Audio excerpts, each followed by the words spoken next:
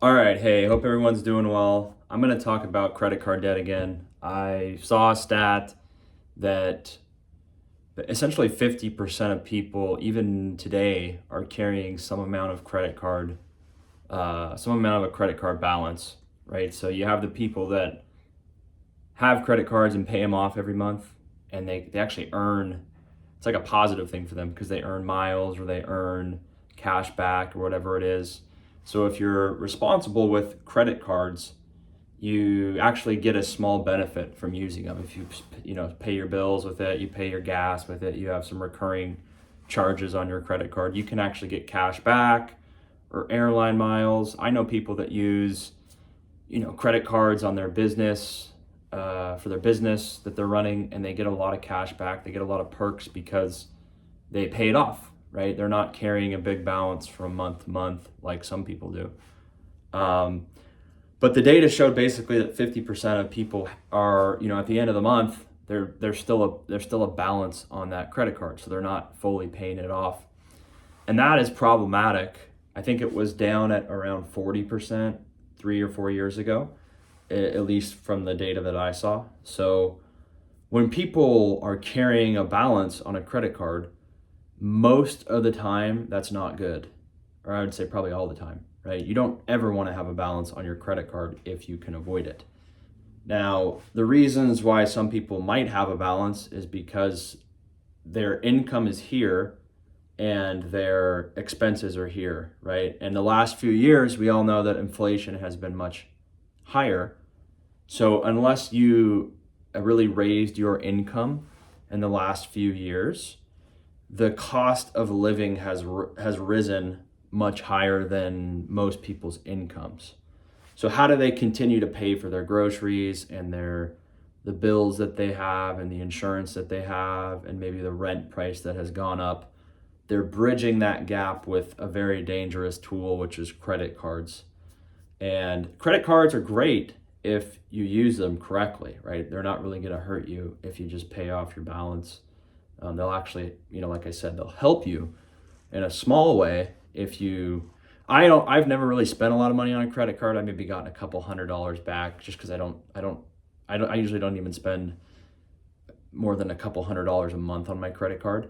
But if you're spending several $1,000s a month on your credit card and you're paying it off every month, then you can get a lot of people get miles for flying, or they get other perks or just direct cash back. So it can be good.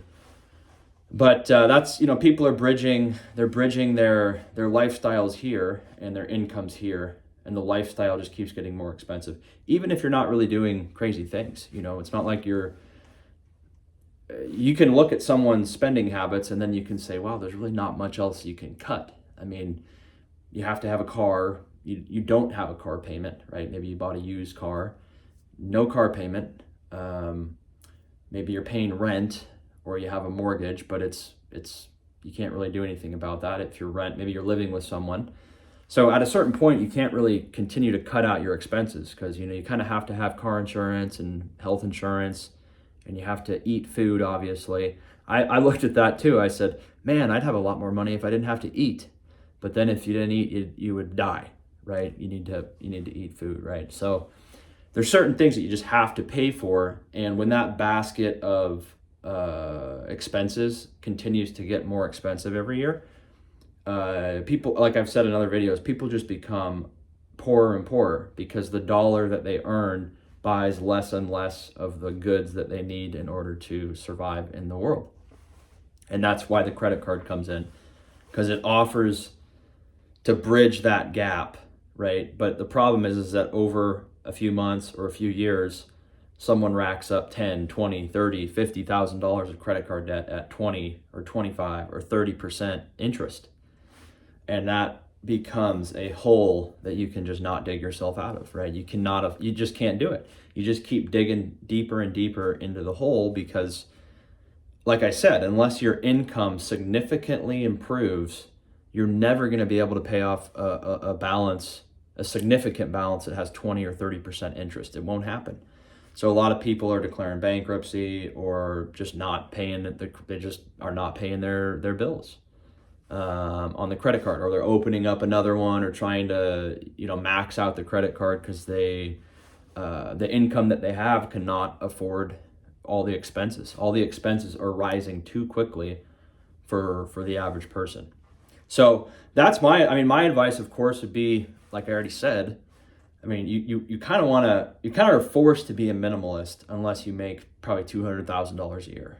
In a if you live in a more reasonable cost of living area, you could probably make 100,000 or 80,000 and still have some money. But you have to be reasonable with your money, right? You can't be eating out all the time and buying a brand new car and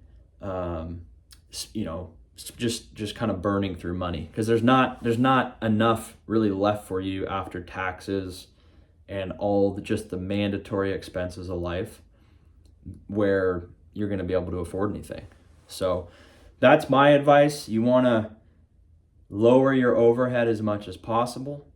Of course, if you can earn more money, that's great, but you want to make sure that you don't stress yourself out, or that you don't sacrifice your health in order to earn more money. If you're really stressed out and you're not in good shape, just because you're trying to earn more money, again, at a point, it's worth it, right? If you make enough money to where you say, you know what, for a few years, I'm not going to be as healthy. I'm going to maybe gain a little bit of weight. A lot of people would do that because they want to make more money.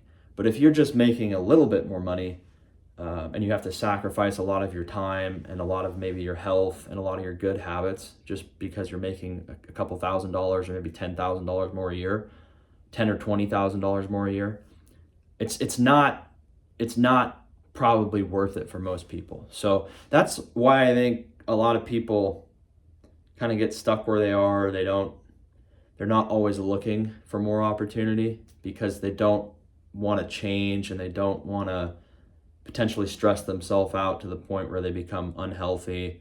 And so a lot of people get stuck in the same sort of job for an extended period of time. But like I said, it can be a good thing to change, because you have to make a change if you want to make more money, most likely. And if you want to get ahead, you're probably going to have to do that too. So you guys let me know what you think on it.